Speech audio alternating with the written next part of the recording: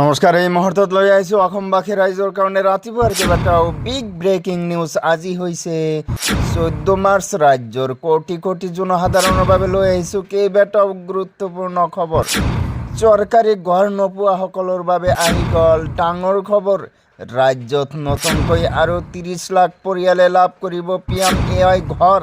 যিসকলে ঘৰ পোৱা নাই তেওঁলোকৰ বাবে এয়া হ'ল ভাল খবৰ। এতিয়াই চেক কৰক আপোনাৰ একাউণ্টত টকা সোমাইছে না নাই PM কিষাণৰ 22 নং কিস্তিৰ ধন। যদি আপোনাৰ টকা সোমোৱা নাই তেনেহ'লে দিব পাৰিব অভিযোগ।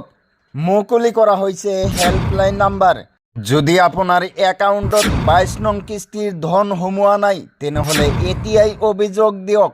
LPG গ্ৰাহকলৈ হোকা। পুনৰ আৰম্ভ হ'ব LPGৰ অনলাইন বুকিং। যিসকলে চিন্তিত হৈ আছিল তেওঁলোকৰ বাবে আহি পৰিছে ভাল খবৰ। আজি বিয়লিৰ পৰাই ৰন্ধন গেছৰ অনলাইন বুকিং কৰিব পাৰিব। লগতে কেইটামান ৰাজনৈতিক আৰু অৰাজনৈতিক খবৰ যুগুত কৰা হৈছে আজিৰ দিনটোত। গতিকে এনেবোৰ খবৰ নেতো পাই থাকিবলৈ চেনেলটো ছাবস্ক্ৰাইব কৰি ভিডিঅ'টোত এটা লাইক কৰিবলৈ নাপাহৰিব। হয় বন্ধু বান্ধৱীসকল, আজি আমাৰ প্ৰথমটো খবৰ খুবেই গুৰুত্বপূৰ্ণ খবৰ। লগতে অসমবাসী ৰাইজৰ কাৰণে এটা ডাঙৰ খবৰ। চৰকাৰী ঘৰ নোপোৱাসকলৰ বাবে আহি গ'ল ভাল খবৰ। ৰাজ্যত নতুনকৈ আৰু 30 লাখ পৰিয়ালে লাভ কৰিব PMAY ঘৰ। নতুনকৈ আৰু 30 লাখ মানুহে কৰিছে জিঅ' টেগিং। প্ৰস্তুত কৰিব নতুন হিতাধিকাৰীৰ তালিকা। কোনো দৰিদ্ৰ পৰিয়াল বাদ নপৰে পকী ঘৰ লাভ কৰাৰ পৰা। মুখ্যমন্ত্ৰী ডক্টৰ হিমন্ত বিশ্ব শৰ্মাই কৰিলে ডাঙৰ ঘোষণা।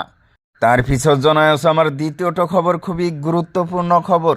লগতে অসমবাসী ৰাইজৰ কাৰণে এটা ডাঙৰ খবৰ। মুকলি হোৱাৰ পিছতো ধন সোমোৱা নাই নেকি একাউণ্টত? প্ৰধানমন্ত্ৰী নৰেন্দ্ৰ মোদীয়ে বুটাম টিপি মুকলি কৰিলে PM কিষাণৰ ধন। এতিয়াই পৰীক্ষা কৰক আপোনাৰ বেংক একাউণ্ট। অসমৰ কৃষকৰ বাবে মুকলি কৰিলে 371 কোটি টকা।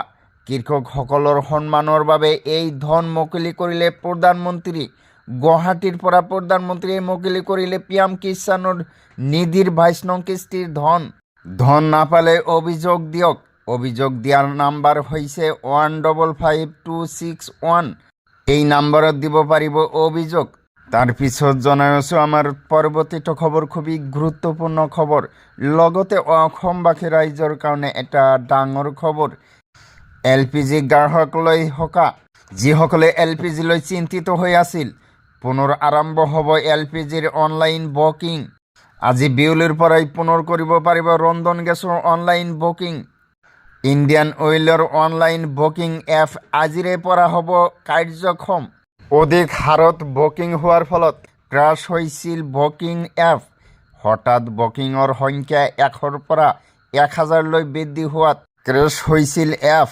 গ্ৰাহকৰ বিপুল হেঁচা চম্ভালিব নোৱাৰি কাৰ্যকৰী বিচ্যুতি হৈছিল বুকিং প্ৰক্ৰিয়াত। এতিয়াৰে পৰা ঘৰত বহিয়েই বুক কৰিব পাৰিব চিলিণ্ডাৰ। আতংকিত নহ'বলৈ গ্ৰাহকক আহ্বান। অনলাইন বুকিঙৰ বাবে নিৰ্ধাৰণ কৰা হৈছে বিশেষ লিমিট যাতে পুনৰ নহয় ছাৰ্ভাৰৰ সমস্যা। ইণ্ডিয়ান অইলৰ LPGৰ মুখ্য মহাপ্ৰবন্ধক অমৰজ্যোতি বৰদলৈৰ মন্তব্য।